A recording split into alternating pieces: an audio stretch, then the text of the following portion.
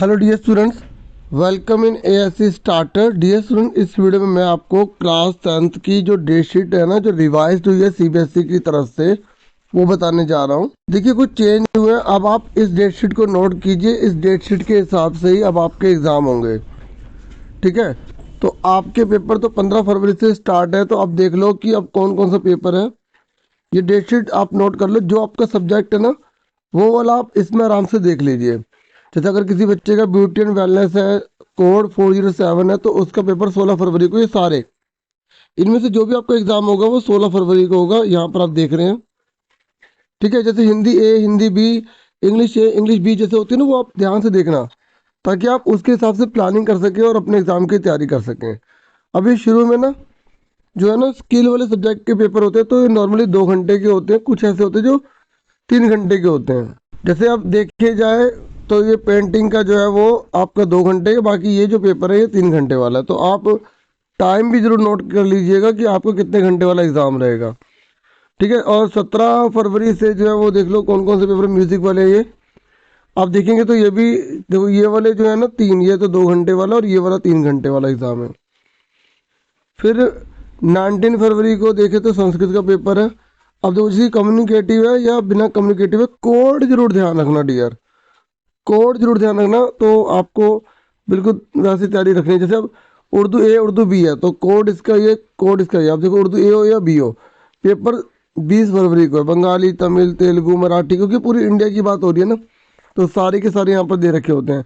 और बच्चे कई लैंग्वेज जो है फ्रेंच को चूज करते हैं, तो फ्रेंच का भी यहाँ पर दे रखा है।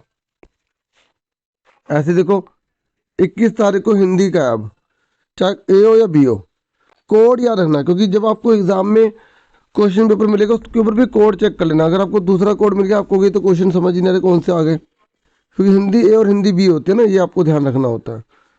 फरवरी 23 को आप देखोगे तो आपको कौन सा पेपर है, इनमें से अगर आपने सब्जेक्ट को चूज किया तो आपको पेपर देना होगा, ठीक है। जो नहीं है ना, जैसे आपका पेपर अगर वो नहीं है, तो उस दिन मान लो आपकी छुट्टी है, उस दिन आपको स्कूल नहीं जाना। जिस दिन आपका जो पेपर लिखा है उसी दिन आपको स्कूल जाना होगा। और टाइमिंग भी आपको पता है, सुबह पेपर होता है, 10:30 बजे स्टार्ट हो जाता है, 10 बजे आपको क्वेश्चन पेपर मिल जाता है, 9:30 बजे आपको वहाँ पर अवेलेबल होना होता है, ठीक है। तो 26 तारीख को इंग्लिश, देखो इंग्लिश ए भी है ना, कम्युनिकेटिव और लैंग्वेज एंड लिटरेचर, ये भी एक ही दिन पेपर है, कोड याद रखना, ठीक है। और वेडनेसडे को 28 फेब को भी देख लो, जो आपने सब्जेक्ट लिया हो ना स्किल का, तो आपने अगर इसमें से लिया तो आपको फिर इस दिन ध्यान होगा। कितने घंटे का पेपर आप यहाँ पर देख सकते हैं। फिर 2 मार्च पर आ जाइए। 2 मार्च को साइंस का पेपर है। और 4 मार्च को होम साइंस या जैसे मल्टी स्किल फाउंडेशन कोर्स ले रखा, जो ले रखा होगा सब्जेक्ट, वो पेपर होगा। नहीं है तो छुट्टी होगी। ऐसे ही 5 मार्च को आप देख लो, ये सारा के सारा, ठीक है। और 7 मार्च का देख लो, एसएसटी है। 11 मार्च को मैथ्स का है, ठीक है। मार्च को देख लो मैथ्स का, चाहे स्टैंडर्ड या बेसिक हो, एक ही दिन पेपर है। तो जिन्होंने स्टैंडर्ड लिया वो स्टैंडर्ड का पेपर देंगे, जिन्होंने बेसिक लिया बेसिक का पेपर देंगे। और 13 मार्च को लास्ट पेपर, जिनके पास कंप्यूटर एप्लीकेशन या आईटी या आर्टिफिशियल इंटेलिजेंस है। अब इस डेट शीट को आप फॉलो करोगे, क्योंकि ये नई डेट शीट है, ठीक है, आपको ये ध्यान में रखनी है। Thank you for watching and listening carefully. Take care dear students.